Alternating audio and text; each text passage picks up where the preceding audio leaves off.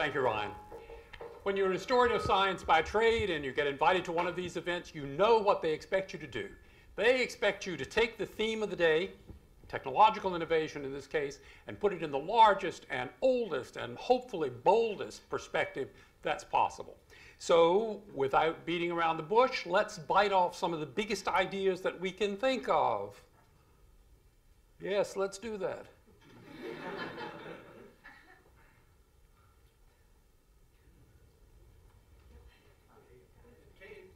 We're coming, all right.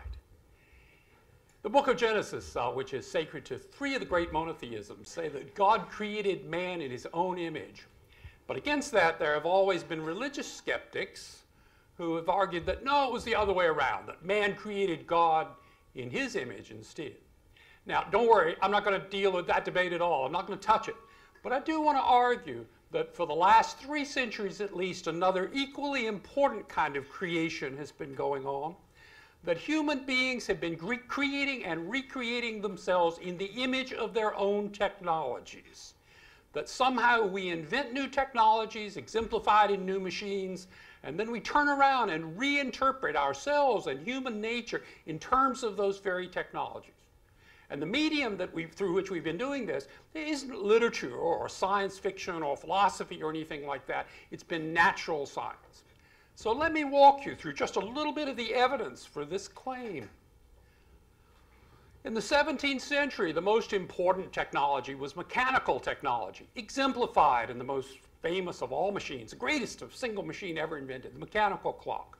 And we all know in this room how Isaac Newton took the clock as the basic metaphor for understanding the universe, and through his theory of universal gravitation, showed the celestial movements of the planetary system as subject to mathematical regularity and mathematical law, like a great clock. Right? In the 17th century, this may have been just a metaphor for Newton, but by the 18th century, it had become a metaphysic. The universe really was like a clock for people of the 18th century. And if everything in the cosmos could be explained on mechanical principles, then why not human beings as well? Newton's almost contemporary, Descartes, picked up this challenge. He challenged the doctors and the physicians of his time to try, to the extent that it was possible, to try to interpret the physiology of the human body as if it were just a machine, as if we were operating on machine principles. He was drawing on the other great mechanics, the other great technology of the 17th century, hydraulics. Descartes had this image of the human body as being like an apparatus that was somehow animated by fluids flowing through pipes under pressure. The idea of the robot had been born, and equally important with that, the idea that maybe in some sense, at least for our physiological functions, we're robots too, even more important idea. He challenged researchers and scientists to take up this idea. And in the early 18th century, there was a whole research school developed in Europe trying to interpret the skeletal structures of the human body and the flow of fluids through the veins and so forth in strictly mechanical and hydraulic principles. We invented 2 technologies, and then we turned around and tried to interpret ourselves through science in terms of those very technologies that we had invented. See how it goes? I guess what I'm trying to argue in this talk is that through the centuries, science's commitment to understand a human nature and human bodies and human minds even as machines hasn't changed. But what has changed has been our notion of what a machine is and can be.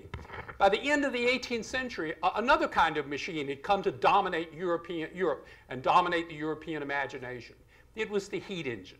It's exemplified by the steam engine, of course. These are machines that burn fuel to create energy and store it and transform it into heat and mechanical energy. And sure enough, as this technology came to dominate the economies of Europe and the imagination of peoples, so by the early 19th century, scientists had moved beyond mechanics and hydraulics to try to do research on the human body as if it were a heat engine. How the human body burns fuel, metabolizes it, transforms the energy, and stores it. And a lot of what we know about these topics, even today, ladies and gentlemen, comes from this research tradition that was created in the early 19th century. First, we invent a new technology, then we interpret ourselves in terms of it. You can already see where this is going, can't you? By the end of the 19th century, there was a whole new technological. I know what you're laughing at. Hope it's not me. By the end of the 19th century, there was a whole new technological complex out there. New kinds of machines that were electrical machines. Power grids, electric motors, telephones, telegraphs. The electrical revolution was well underway. And this little boy that you were giggling at is going to get his introduction to the electrical revolution in just a minute, I think. Poor fellow. And what happened? You know exactly what happened. By the end of the 19th century, science had moved beyond the other visions of what kind of machine the human body can be to investigate the human body as an electrical machine, to explore the properties of the electrical properties of the nerves and how the central nervous system functions as a kind of command and control system to coordinate the body and move electrical energies and electrical signals across it. Can I just leave you with one particular name in association with this? When we think of Sigmund Freud today, we probably think of sex and the primacy of the sexual energies and the sexual instincts in motivating what we do. And all that is correct. But underneath that, underneath even the concepts of the unconscious and the sexual energies, was Freud's great guiding metaphor as the body as being like a great storage battery. The central nervous system as being an electrical storage battery, continuously being charged to higher and higher levels of electrical tension, so that if it doesn't get discharged at the periphery, it runs the risk of destroying itself. And this electromechanical conception of the body and the nervous system powerfully influences 20th century science at all levels. We made a technology, and then we understood ourselves through science in terms of that technology, not the other way around.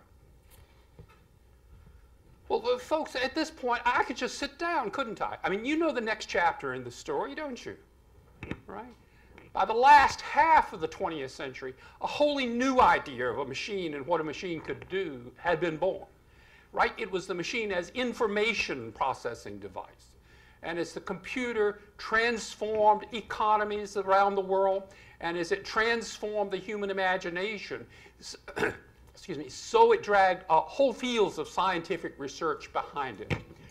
Basic questions such as the development, such as the cognitive revolution in psychology, the idea of the brain as a computer, the question of artificial intelligence, the notion of whether human thought is an information processing process in general.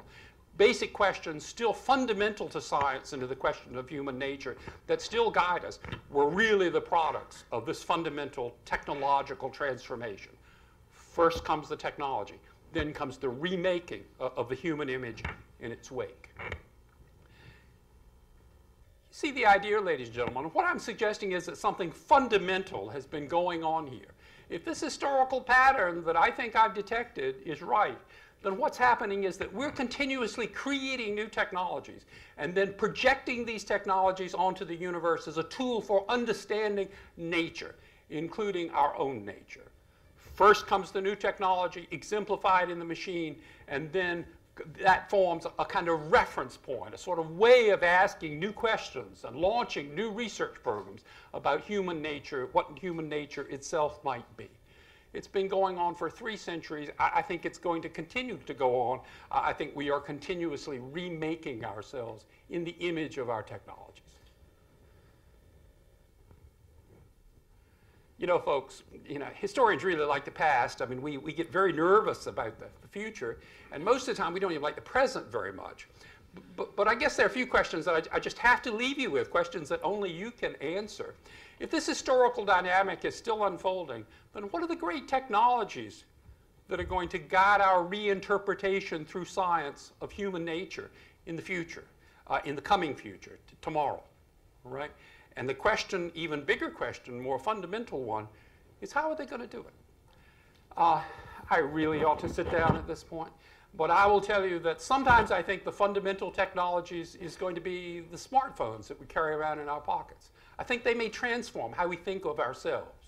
But the technology that's getting most attention as transforming our ideas about human nature is molecular biology these days and genetic engineering, right?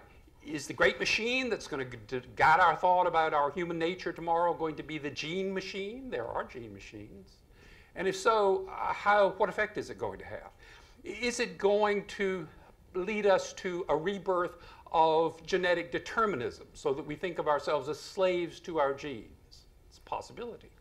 Or is it going to give us the idea out of genetic engineering that somehow we have no nature and that somehow we are infinitely malleable in our nature and infinitely re-engineerable, as the theorist of the transhuman future would have us believe?